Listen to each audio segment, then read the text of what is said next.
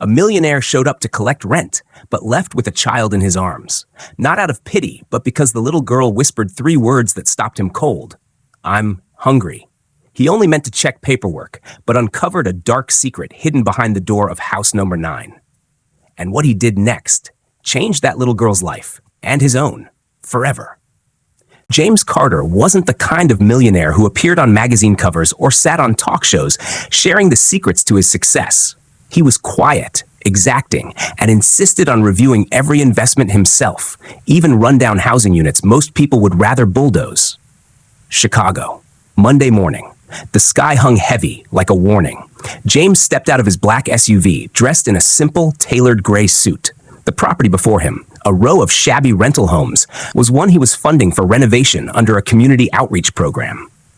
In the latest report, Unit 9 stood out for one reason: 3 months of unpaid rent. Tammy Greer, the tenant, had a file that raised more questions than answers. No stable employment, no listed relatives. Rumors swirled about her smoking constantly and fighting with neighbors. But James didn't trust rumors. He needed to see for himself. He knocked. No answer. 1 minute, then 2. The silence inside was so complete, he could hear the wind hissing through cracked walls. James was about to leave when, creak, the door cracked open just slightly. The woman who stood before him was Tammy, just as described. Tangled hair, a rumpled coat, eyes both cold and exhausted. "Miss Tammy?" James asked, his eyes steady. She nodded silently.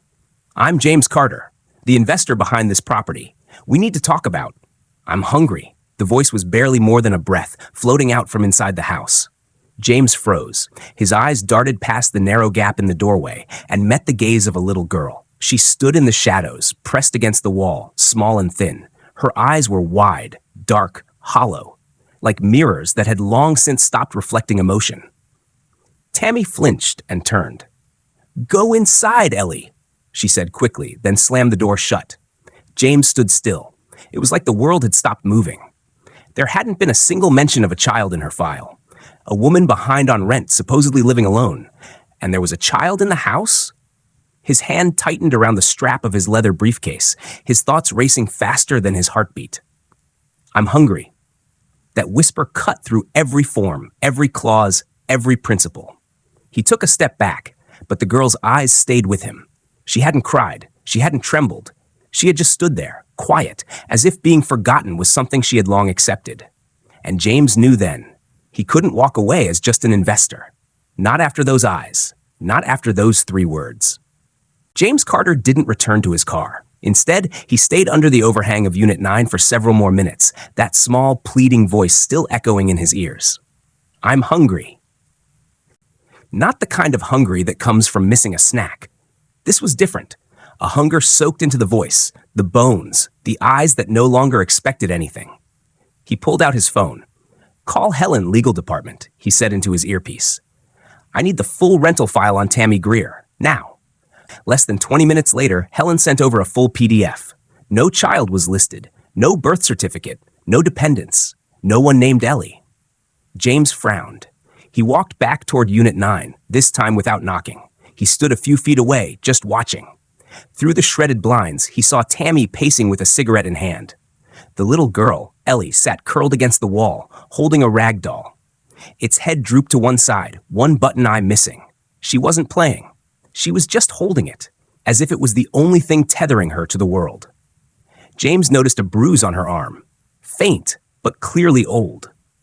He took a deep breath, opened his internal app, and filed a report to the Residential Risk Alert System, a tool he'd helped design to flag potential danger in low-income housing communities. Its purpose was to protect tenants, but today it was to protect a child without a name. He moved next door to Unit 10, the home of Mrs. Lorna, an elderly woman who had lived there for over 20 years. She used to be a medical assistant and knew everyone in the complex. "Tammy?" Mrs. Lorna lowered her voice, glancing toward Unit 9. "Not friendly. Sometimes she's gone for days. Other times, you hear yelling late at night. I've seen a little girl a few times, figured it was a niece or something, but I've never seen that child outside. Her name's Ellie. Do you know anything else?" Mrs. Lorna stared at James for a moment. "No one knows that kid's name, and no one's ever heard her speak. If you did, well, that's something real unusual." James nodded, thanked her, and walked away. But in his mind, a plan was already forming, sharp, methodical, and cold as he was. Find out the truth. Who was that little girl? Why was she hidden? What was Tammy's connection to her? And most of all, was she safe? The car door shut. James slid into the driver's seat, but didn't start the engine. He looked into the rearview mirror, just as Ellie lifted her head and looked out the window. Only for a second. But in that single moment, her eyes weren't empty anymore. The next morning, James Carter showed up at the main office of Housing Hearts at 7 a.m., the organization that managed over 300 charity housing units across the city. Although he was the largest donor, James rarely made appearances. But today, his eyes were cold and sharp as blades. No one dared to stop him. "What can I help you with, sir?" Cynthia, the head of records, asked nervously. "Hospital files related to Tammy Greer. I need to know if there were any reports of her fostering children or any history of abuse." Cynthia hesitated. "That kind of information isn't available for individual access." James placed a metal sponsor badge on the desk. He didn't need to say another word. Less than 30 minutes later, a file was printed. Tammy had been hospitalized twice for drug overdoses. There was a faint report from 4 years ago. A nurse at a women's center had written, "Tammy arrived with a little girl around 4 years old, no identification. The child showed signs of mild malnutrition. No name, no date of birth. Just one line written clearly. The girl is afraid of bright lights. Never cried, calls adults grandma." James sank into the chair, his heart heavy. If Ellie really was that child, she had been living in darkness for 4 years. He decided to stop by the local public elementary school near the housing complex. It took nearly an hour before he was able to speak with the enrollment records teacher. "I'm sorry, but I can't share student information unless you're a parent." James pulled out a photo from the security camera at house number 9. Just a small figure sitting with a doll, back turned to the camera. He laid the photo on the desk. "I don't need her to be a student. I just want to know if you've ever seen her." The teacher looked closely, her expression softening. "We had a little girl enroll in January. No records, no documents, just the name Ellie. Strange case. She only attended for 1 week and then disappeared. We tried calling the parent contact number, but no one ever answered. Did she talk much? Rarely. But I do remember. Once she drew a room without windows and wrote the word hungry in red crayon." James clenched his fist. The deeper he dug, the clearer it became. Ellie wasn't just a forgotten child. She was someone suffering. And maybe, if he hadn't come now, she would disappear again. This time for good. On the way back, James called his lawyer, Raphael. "I need to verify the guardianship status of Tammy Greer. If Ellie isn't her biological child, we have grounds to intervene." "And if there's nothing to find," James answered without hesitation, "then I'll do whatever it takes to get the right to protect her, even if it means going through the courthouse or through hell." James returned to house number 9 in the late afternoon. The setting sun filtered through the old buildings like a whisper of stories yet to be told. He turned off the engine, about to get out and check again, when he noticed a small figure on the second-floor balcony of the building across the street. A girl, around 9 years old, with messy curls, holding a soda can and a toy binoculars. She was staring straight at house number 9. James crossed the street and looked up. The girl didn't flinch or look away. In fact, she furrowed her brow, sizing him up. "You home alone?" James asked. "Dad's asleep. Mom works the night shift," she replied casually. "You look over at house number 9 a lot?" "Every day." "That place, it's weird. Miss Tammy always keeps the door shut, but I hear noises every night." "Have you ever seen the little girl who lives there?" The girl looked up, serious. "My name's Claudia, and the girl's name is Ellie. I think I see her early in the morning when Miss Tammy isn't home. She comes out back to hang laundry, but she never lifts her head." James froze. "You're sure?" "I drew her. Hang on." Claudia disappeared into the apartment, then came back with an old sketchbook. James opened the first page, a small girl with long hair standing silently by a clothesline, holding a raggedy cloth doll. No face, just a blank space. Beneath it, scrawled in a child's handwriting, "You don't say anything, but I hear you." "Have you ever talked to her?" James asked gently. "No, but once I saw her cry, very quietly, no sound, like the tears just fell, not because she wanted to cry." Claudia looked at James, her eyes suddenly far more serious than her age. What are you going to do? I want to help her, but I need someone who understands what's been happening inside that house. Claudia was silent, then nodded. She pulled a crumpled piece of paper from her jacket pocket. She dropped this out the window yesterday. I kept it. I didn't understand it all, but I thought it might be important. James unfolded it, scribbled in pencil. If someone finds this, I don't want to go with her. I want to stay. James's heart tightened. Somehow Ellie knew a chance was coming. And she had spoken, in her own way. He placed a hand on Claudia's shoulder, eyes filled with quiet gratitude. You didn't just see her. You became the first person brave enough to stand with her. James drove straight to Raphael's law office in Lincoln Park, bringing the sketchbook note and Claudia's crumpled paper. He knew if anyone could cut through the layers of paperwork and find the truth, it was Raphael, an old friend who had helped James navigate more than a few tangled property cases. More importantly, Raphael had the kind of heart that could care about an invisible little girl in the middle of a big city. You said there was something off about Tammy Greer's lease? Raphael frowned as he flipped through the documents James handed over. It's not just the lease. She doesn't have a legal rental agreement, and there are signs she's not the legal guardian of the girl living with her. Raphael opened his laptop and tapped into the city's resident database. In less than 10 minutes, he looked up, face unreadable. You were right. Tammy Greer has one legal guardianship on file, but it's from 5 years ago, and it's for a different child, not a girl named Ellie. James gripped the armrest. Then who is Ellie? There's no official record under that name.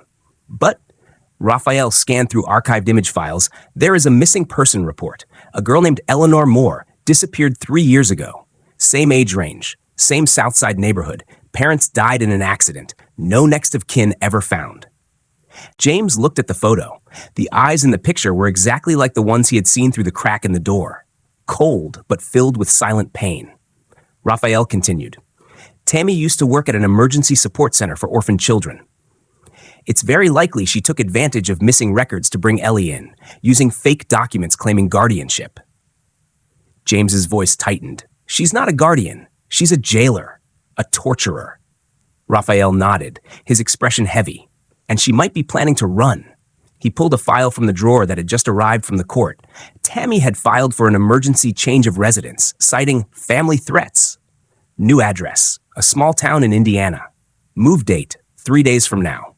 3 days, James muttered. We don't have much time, Raphael replied. But if we prove she's not the legal guardian, we have the right to intervene immediately. James stood up. I'll see Claudia again. She's seen more than we realize. If Ellie's brave enough to speak up, we can't waste a second. Outside the window, dusk settled over Chicago, casting the city in a hazy, fiery red.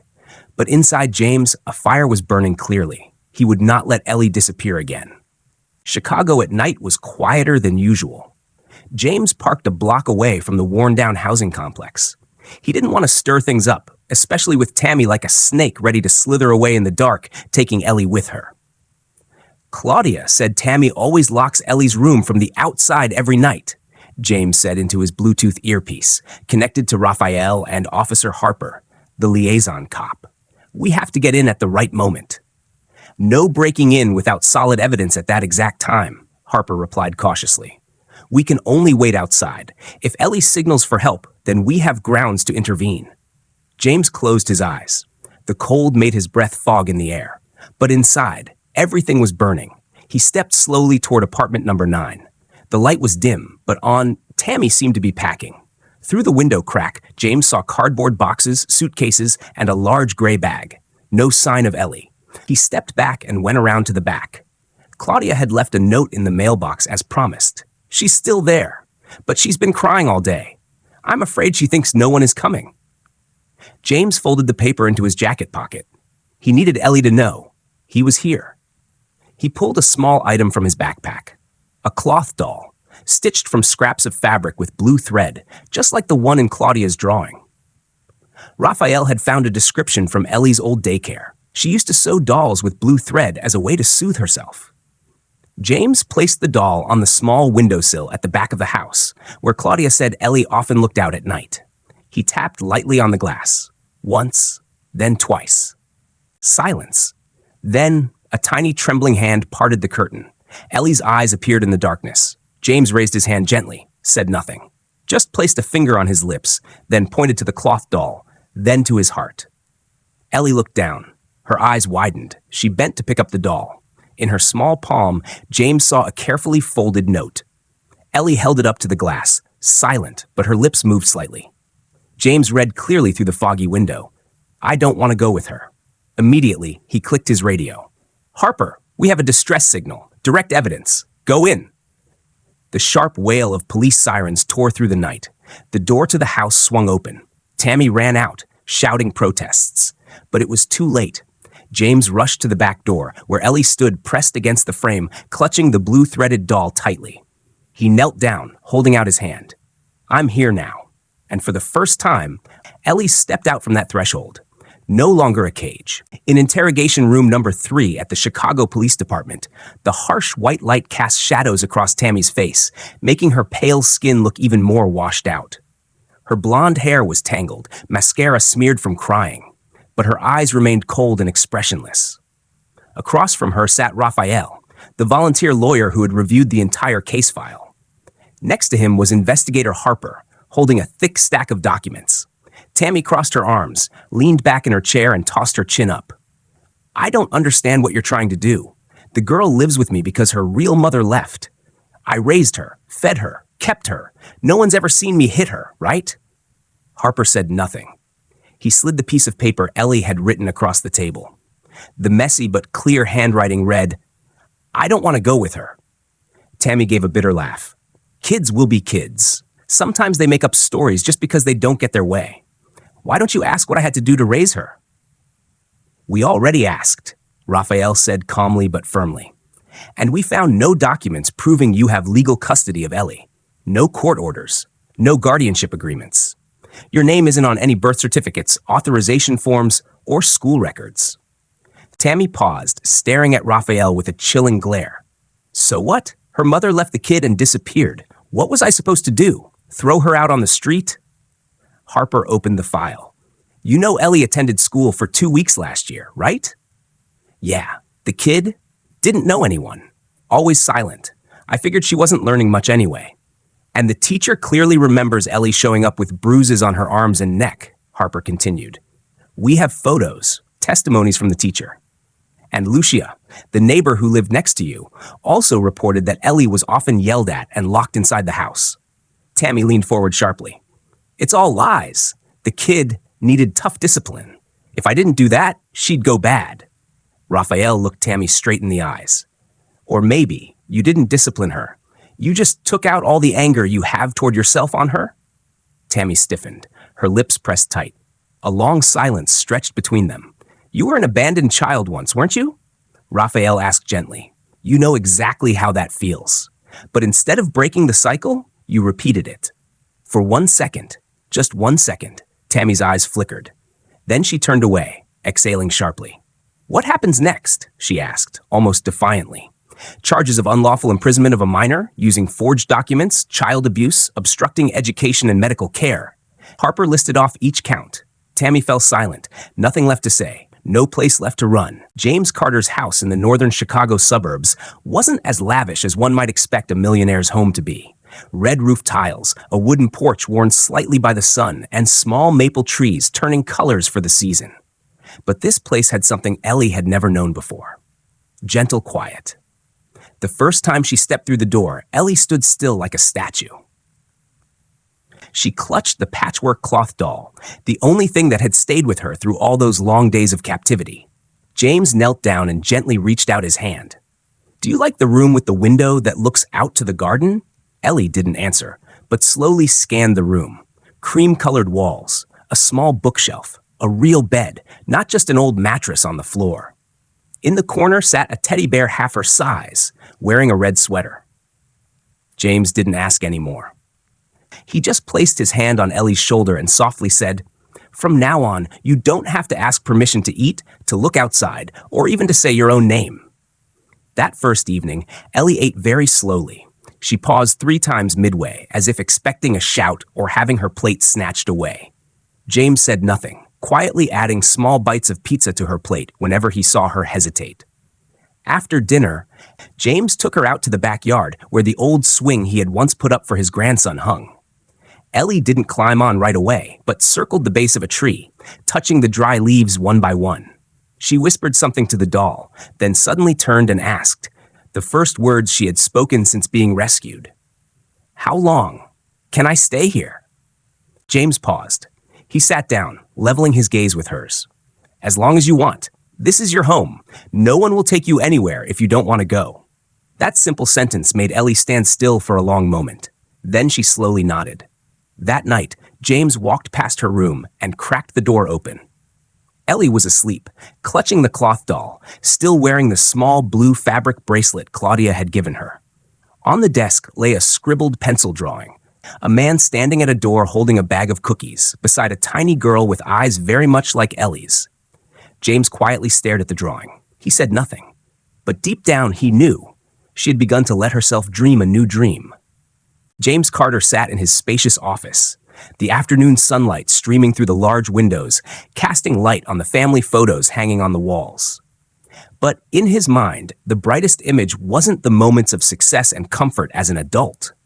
It was the small figure of a 10-year-old boy standing silently outside the gate of a rundown orphanage. James would never forget the feeling of being abandoned and forgotten after his parents died in a car accident. From that moment on, he was passed from one foster home to another, with no one truly caring for him. Every night, the boy lay on a cold bed, dreaming of a real family, a place to call home. "If someone had seen me back then," James once told a close friend, "known how hungry, scared, and lonely I was, maybe things would have been different."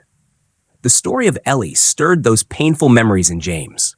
When he heard her whisper, "I'm hungry," through the crack of the door at house number 9, it felt like a knife to his heart. Ellie's hollow eyes reminded him of his own long, lonely nights. James knew he couldn't turn away. He couldn't let another child suffer like that. That's why he quietly kept watch over the charity housing where Tammy lived. He wasn't just a financial sponsor of the renovations. He was a seeker of forgotten lives. He hired a lawyer, reached out to child protection organizations, and prayed constantly for a miracle to come to Ellie. "When I saved Ellie, I saved myself too," James admitted in a private interview. "I saw myself in that little girl, lost, trapped by fear and unhealed wounds." But James also understood that saving a child wasn't as simple as opening the door to a new home. It was a long journey to heal the deep scars within the soul. Now he was ready for that challenge. No matter how hard it got, no matter how heavy the past's wounds were, James would be the father, the friend, and the protector Ellie had never had. "Just one person not turning their back," he whispered, as if sending a message to all the children waiting to be saved. The courtroom was bright under the white lights, but the air felt heavy as lead. Ellie sat beside James, clutching the hem of her dress. She didn't tremble, didn't cry. Her eyes were simply too quiet for an 8-year-old. Tammy stood there, dressed in a plain black dress, her face as cold as stone. She still tried to maintain a composed demeanor, repeating, "I just raised her the way I was raised." But no one believed her anymore. Attorney Raphael laid out the evidence one by one. Forged documents, photos of bruises on Ellie's back, notes from the pediatrician, testimony from her former teacher Enos, and the video James had recorded of Tammy berating Ellie through the door. "No one has the right to turn a child into a possession," Raphael said firmly, especially not when the only words she could whisper were, "I'm hungry." Then it was Ellie's turn. She walked forward slowly, holding her rag doll, its blue thread still dangling from the sleeve. Without looking at Tammy or the judge, she placed a small piece of paper on the table. "If someone finds this, I don't want to go with her. I want to stay." Just one sentence, and the entire courtroom fell silent. Someone wiped away tears. James bowed his head. For the first time since meeting Ellie, he couldn't hold back a tear of his own. The judge looked at Tammy, not as a mother, but as someone who had stolen a child's childhood. She was sentenced to 8 years in prison and permanently stripped of all guardianship rights. After the trial, James brought Ellie back to his little house in the suburbs. No more shouting, no locked doors, no suspicious glares, just a soft giggle as Ellie ate pancakes James made for the first time, clumsy but warm. The months passed. Ellie went back to school. She drew, wrote, and one day sketched a man standing on a porch, holding an umbrella, with scribbled words beneath, "Dad is waiting for me." One afternoon, coming home from school, Ellie didn't go inside right away. She stood at the gate, watching James water the plants, then called out, "Dad, I'm home." James turned and smiled, and Ellie, the girl once treated as invisible, now had a name, a home, and a father who would never turn away. Ending message. Sometimes, what a child needs isn't a big house, but someone patient enough to listen when they whisper, "I'm hungry." And if you've ever felt small, remember, you might be the one light someone is waiting for.